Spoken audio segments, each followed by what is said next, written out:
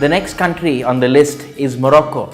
So now Morocco is located in the northern part of Africa, so easily accessible from Europe. So from India, if you have to go there, you have to go via the Middle East. That is the most convenient connection for you. To go there, you will require a visa prior to departure, and that can be arranged through the Moroccan embassy in Delhi. So, which means you will have to submit your passport and your travel documents to them, and you will be issued the visa. So when I had applied for the visa, the process was quite simple, and I got my visa within a week.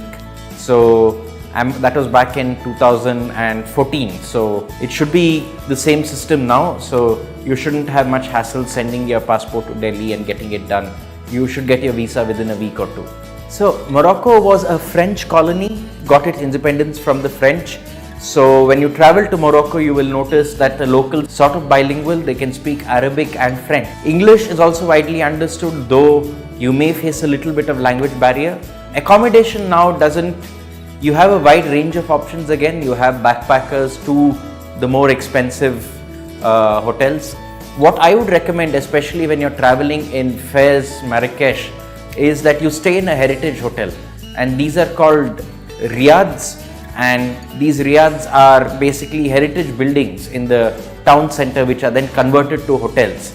So if you really want a taste of how it is like to live in central part of Marrakesh or Fez in the old town, then I would recommend stay in these hotels in the city center. These are the heritage hotels. They are a little expensive, but they are well worth the price if you want to get a taste of Moroccan culture. So in terms of places to visit, you have again, for those interested in sun and sand and a quiet beach holiday, there are places up north of Morocco on the Mediterranean coast where you can enjoy your time on the beach. Or, which I would more recommend in Morocco, is spend time in places like Marrakesh and Fez, and spend some time in the old town. Take a guided tour of the old town. So you have a local guide who will take you around the local alleys, and it is quite amazing to see all the shops and the construction and the architecture. So definitely if you're going to Morocco, it's more for the culture, more for the lifestyle.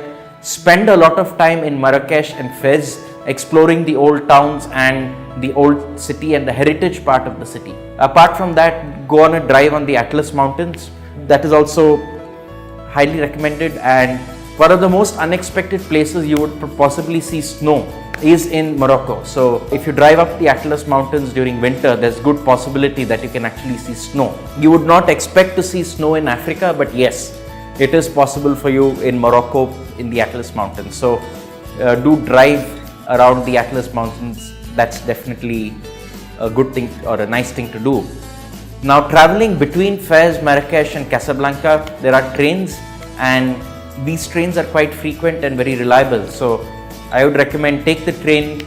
You have the option of a second class and a first class, and if you want to really interact with the locals, meet locals, then travel by the second class. That is where you meet the locals. But if you want a little more of a comfortable journey, then you can always spend some money and go on the first class train.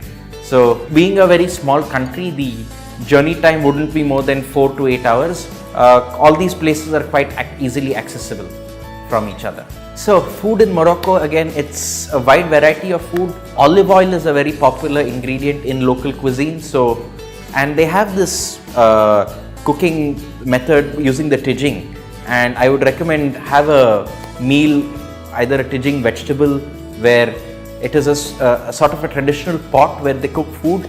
So that is definitely recommended. For vegetarians, there's the tijing vegetables, and the ones who eat meat, they also have the meat cooked in the tijing. And they also have this couscous, which is somewhat like a rava, but slightly different from the rava, but sort of similar at the same time. So that is another option for you, the couscous. And do not miss out having mint tea. So some of the best mint tea you would probably taste in Morocco. Sit in a cafe with the locals facing the street, just sip a quiet cup of green tea and watch everyone going about their day-to-day life. That is a favorite pastime, especially amongst the locals. So I would recommend that you also try that out, a cup of mint tea in a cafe. So that is it about Morocco. Again, a must visit. So getting there it's not as easy because there are no direct flights, but a small connection in Dubai, Abu Dhabi or Qatar is your best option. So if you do get the chance, visit there and have fun roaming around the streets of Marrakesh and Fez. So that is it from us this week. I will meet you again next week with a new destination.